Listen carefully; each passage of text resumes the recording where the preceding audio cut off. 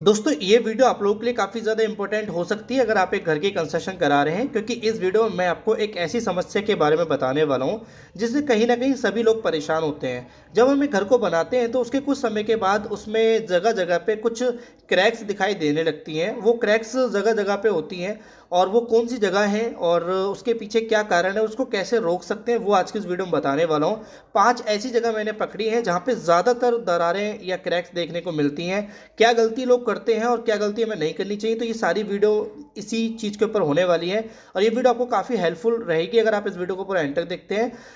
दोस्तों अगर आपने हमारे चैनल को सब्सक्राइब नहीं किया तो सब्सक्राइब कर लीजिए, साथ में बेल आइकन को ऑन कर लीजिए और ये बिल्कुल फ्री है, आप अपने इस फ़ोन से कर सकते हैं। चैनल पर हमने काफ़ी सारी वीडियो डाली है तो उनको भी आप देख सकते हैं, साथ ही हमने उनकी प्लेलिस्ट भी बना रखी है।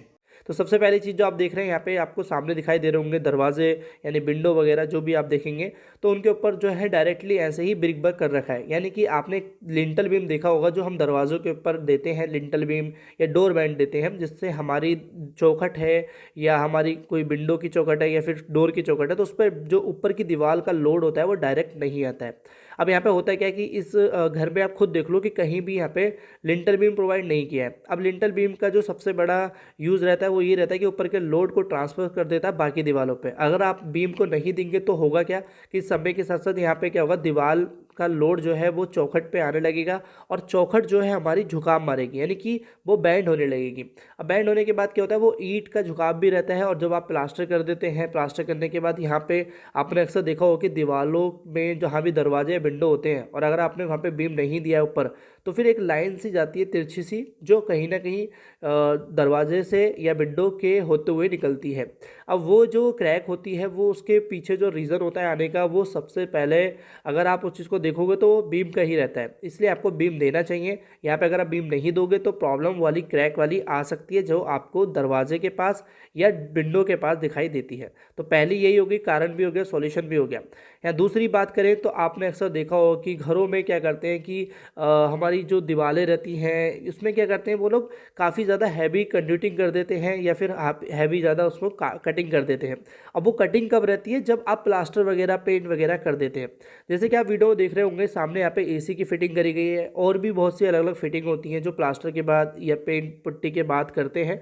तो क्या होता है, जब आप उसको रिपेयरिंग करते हैं यानी कि हैवी रिपेयरिंग हो जाती है, जहाँ भी आपकी हैवी रिपेयरिंग आती है तो वो आपको इनिशियली तो दिखेगा कि हाँ सामने ऊपर से हमने पैक कर दिया है, लेकिन बाद में क्या होता है कि यहीं से जो प्लास्टर आपका नॉर्मली आप जब बाद में उसको लगाते हैं रिपेयरिंग के लिए, वो समय के साथ साथ वहाँ से लाइनिंग छोड़ देता है। तो ये भी हमारा क्रैक आने का रीज़न काफ़ी ज़्यादा हो जाता है दीवारों में, जो आपको हैवी रिपेयरिंग वर्क में कहलाया जाएगा। तो इसलिए पहले ध्यान रखें कि जितने भी काम है आपके लाइट के, कंड्यूटिंग के, आपके प्लम्बिंग के, आपको पहले ही निपटा लेने हैं और उसके बाद प्लास्टर करना है। ठीक है, ये चीज़ को आप पहले ध्यान रखें, यहाँ पे बहुत ज़्यादा गलती कर देते हैं।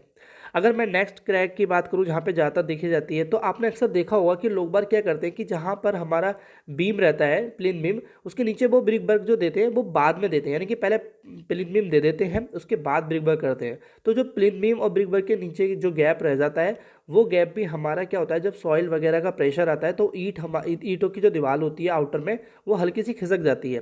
तो यहाँ पे क्या करते हैं कि बहुत से लोग यही करते हैं कि बीम को पहले दे देते हैं और ब्रिक वर्क बाद में करते हैं। तो यहाँ पे मेरा रिकमेंड हमेशा रहता है कि आप पहले ब्रिक वर्क कर लो, जितनी भी लेवल तक आपको, जितनी भी हाइट तक आपको ब्रिक वर्क प्लेन बीम देना है, उसके बाद आपको करना क्या है, ऊपर आप उसके प्लेन बीम कास्ट कर दो। अब इससे फ़ायदा क्या होगा, जैसे आप वीडियो में देख रहे होंगे कि देखो आपकी जो दीवार नीचे की थी और आपने उसके ऊपर क्या करा, बॉटम नहीं लगाई है नीचे, क्योंकि नीचे दीवार थी, और उसके ऊपर साइड लगा के कास्ट कर दिया।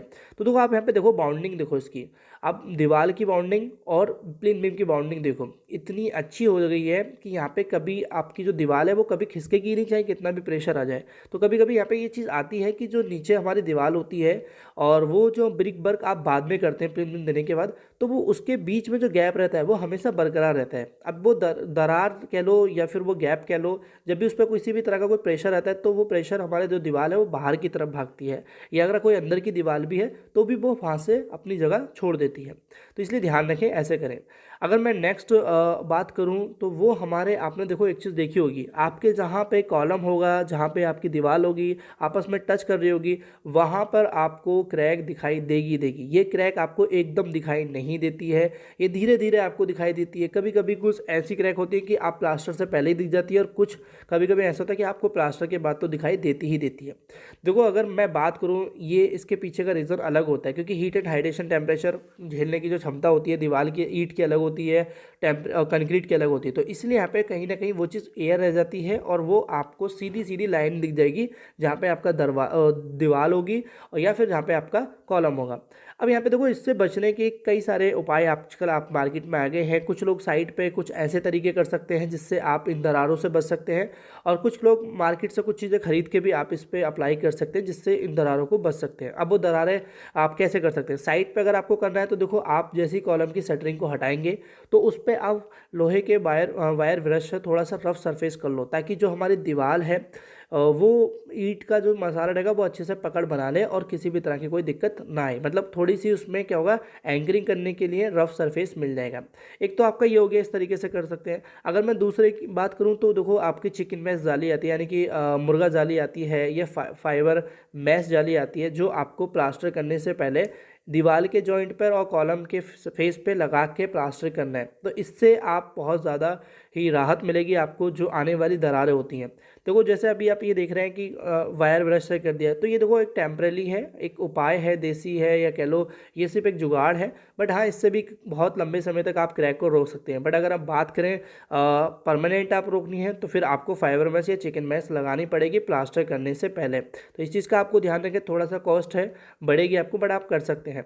अब यहाँ पे अगर मैं नेक्स्ट बात करूँ तो अक्सर आपने देखा होगा कि घरों में जहाँ हमारी दीवारें होती हैं, तो ऐसा तो है नहीं कि हमारी सिर्फ एक ही दीवार पूरे घर में घूमी हुई है, लेकिन हमें वहाँ पे कहीं ना कहीं दीवार में इंटरकनेक्ट भी करना होता है, कनेक्शन बनाना होता है। चाहे वो हमारी 9 इंची बाई 9 इंची की दीवार में आप जोड़ रहे हो, या फिर आपकी कोई 9 इंची की दीवार में 4 इंची की दीवार जोड़ रहे हो। तो अक्सर होता है क्या है ना, जैसे सामने आप देख रहे हैं कि यहाँ पे होल फास्ट छोड़े गए हैं या तिथिंग छोड़ी गई हैं, टेक्निकल में से तिथिंग बोलते हैं।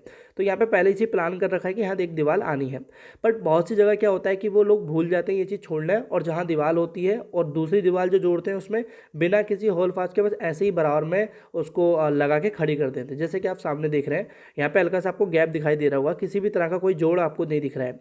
यह भी शुरू में तो आपको बिल्कुल प्लास्टर करके प्लेन दिख जाएगा, लेकिन बाद में होगा क्या कि यहाँ पे आपको एक सीधी सी लाइन आपको दिखाई देगी, जो आप बिना किसी समय के साथ, या फिर कह सकते हैं बिना किसी प्रॉब्लम के भी आपको यहाँ देख सकते हैं। यहाँ पे सबसे बड़ा रीज़न यही आता है, और इसको आप रोक ऐसे सकते हैं कि देखो, आप इस साइड में दीवार देखोगे तो यहाँ पे हल्के से होल फास्ट आपको छोड़े हुए हैं, हर दीवार की ईंट अंदर की साइड में जा रखी है। तो ये इस तरीके से छोड़ोगे आप तो काफ़ी ठीक रहेगा, क्योंकि कहीं ना कहीं बाउंडिंग मिल जाती है। अगर आप बिना किसी करोगे, बिना किसी बाउंडिंग के या बिना किसी तिथिंग के या एंकरिंग करके करोगे, तो वो समय के साथ साथ वहाँ पे दरार आएगी। और जो नेक्स्ट है, वो तो सबसे ज़्यादा प्रॉब्लम आजकल मैंने ज़्यादातर देखी है। वो लोग क्या करते हैं कि आजकल छतों में छज्जा निकाल देते हैं या स्लैब को आगे बढ़ा देते हैं बिना किसी सपोर्ट के, बिना किसी बीम के, और आगे चल के क्या होता है, वो छज्जे में दरार आ जाती है। जैसे कि आप वीडियो में देख ही पा रहे हैं नीचे, यहाँ पे आपको सीधी सीधी लाइनिंग सी दिखाई दे रही है स्लैब में, वो है क्रैक।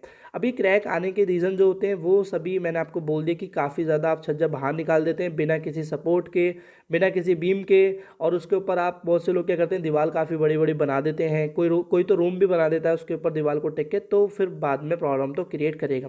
ये तो हमारे छत के छज्जे हो गए। और साथ ही अगर मैं और बात करूँ तो बहुत से लोग क्या करते हैं कि छतों में आपने देखा होगा कि जो जीने की लैंडिंग होती है, उस लैंडिंग को बाहर तो निकालते हैं पर बीम नहीं देते हैं। पर मैं यहाँ कहूँगा कि बीम जरूर देना। जैसे कि आप वीडियो में देख रहे हैं, ये जीने की लैंडिंग है और उसके बाद पीछे तक बीम गया हुआ है, ताकि उस पर अगर हमारा कोई भी लैंडिंग रखी जाएगी या दीवार बनाई जाएगी तो अच्छे से उसको सपोर्ट मिल सके।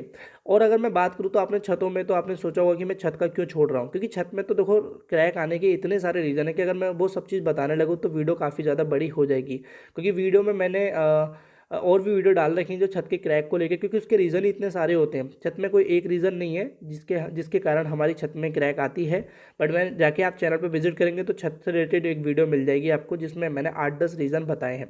तो ये मैंने ऐसे रीज़न हैं या ऐसी जगह जहाँ पे क्रैक तो मैंने 100% देखी है, बट आप इनसे बच सकते हैं जो मैंने तरीके आपको बताए। अगर वीडियो अच्छी लगी है तो प्लीज़ यार वीडियो को लाइक कर देना, क्योंकि बड़ी मेहनत लगती है वीडियो बनाने में। और साथ ही अगर किसी भी तरह का कोई डाउट हो तो कमेंट पर टाइप कर देना। चैनल को सब्सक्राइब जरूर कर देना, आप करते नहीं हो, बस ऐसे ही देख के चले जाते हो। Thank you for watching video.